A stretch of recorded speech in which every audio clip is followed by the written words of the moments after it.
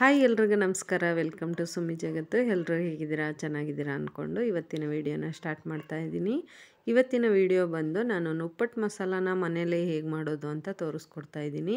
ನುಪ್ಪಟ್ಟು ಮಸಾಲ ಮಾಡೋದಕ್ಕೆ ಏನೇನೆಲ್ಲ ಬೇಕು ಅಂತಂದರೆ ಸೌತೆಕಾಯಿ, ಕ್ಯಾರೆಟು ಮತ್ತು ಟೊಮೊಟೊ, ಈರುಳ್ಳಿ, ಕೊತ್ತಂಬರಿ ಸೊಪ್ಪು, ಒಂದು ನಿಂಬೆಹಣ್ಣು, ಹಾಗೆ ಕರೆದಿಟ್ಕೊಂಡಿರೋವಂಥ ಕಡಲೆಬೀಜ ಮತ್ತು ಕೊತ್ತಂಬರಿ ಸೊಪ್ಪು, ಪುದೀನ, ಮೆಣಸಿನ್ಕಾಯಿನ ರುಬ್ಬಿಟ್ಕೊಂಡಿದ್ದೀನಿ, ನುಪ್ಪಟ್ಟು ಮತ್ತು ಸ್ವಲ್ಪ ಮಿರ್ಚರ್ನ ತೊಗೊಂಡಿದ್ದೀನಿ.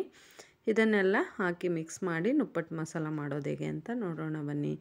ನಾನಿಲ್ಲಿ ಒಂದು ಬೌಲ್ ತೊಗೊಂಡು ಚಿಕ್ಕದಾಗಿ ಕಟ್ ಮಾಡಿರೋ ಅಂಥ ಸೌತೆಕಾಯಿ ಮತ್ತು ಕ್ಯಾರೆಟ್ನ ತುರ್ಕೊಂಡಿದ್ದೀನಿ. ಅದನ್ನು ಕೂಡ ಸೇರಿಸ್ಕೊತಾ ಇದ್ದೀನಿ. ಈರುಳ್ಳಿ, ಟೊಮೊಟೊ ಎಲ್ಲನೂ ಕೂಡ ಸೇರಿಸ್ಕೊಂಡು ಅದಕ್ಕೆ ಕರೆದಿರೋ ಅಂಥ ಕಡಲೆಬೀಜನೂ ಕೂಡ ಹಾಕ್ಕೊಂಡಿದ್ದೀನಿ. ಹಾಗೆ ರುಬ್ಬಿಟ್ಕೊಂಡಿರೋ ಅಂಥ ಗ್ರೀನ್ ಪೇಸ್ಟ್ನೂ ಕೂಡ 2 ಸ್ಪೂನ್ ಹಾಕ್ಕೊಂಡಿದ್ದೀನಿ. ಸ್ವಲ್ಪ ಪೆಪ್ಪರು ಮತ್ತು ಚಾಟ್ ಮಸಾಲಾನ ಹಾಕ್ಕೊತಾ ಇದ್ದೀನಿ. ಅದಕ್ಕೇ ಇವಾಗ ನಾನು ಚಿಕ್ಕದಾಗಿರೋಂಥ ಒಂದು 10 ನುಪ್ಪಟ್ಟನ್ನ ಪುಡಿ ಮಾಡಿ ಹಾಕ್ಕೊಂಡಿದ್ದೀನಿ. ಸ್ವಲ್ಪ ಮಿರ್ಚರ್ ಹಾಕ್ಕೊಂಡು ಒಂದು ಅರ್ಧ ನಿಂಬೆಹಣ್ಣ ಇಟ್ಕೊಂಡಿದ್ದೀನಿ. ಅದಕ್ಕೆ ರುಚಿಗೆ ತಕ್ಕಷ್ಟು ಉಪ್ಪನ್ನು ಹಾಕ್ಕೊಂಡು ನೀಟಾಗಿ ಮಿಕ್ಸ್ ಮಾಡ್ಕೊತಾ ಇದ್ದೀನಿ. ಇದನ್ನು ಮನೇಲಿ ಈ ರೀತಿ ಮಾಡ್ಕೊಂಡು ತಿನ್ನೋದ್ರಿಂದ ತುಂಬ ಹೆಲ್ತಿಯಾಗೂ ಇರುತ್ತೆ, ಹಾಗೆ ಟೇಸ್ಟು ಕೂಡ ತುಂಬ ಚೆನ್ನಾಗಿರುತ್ತೆ.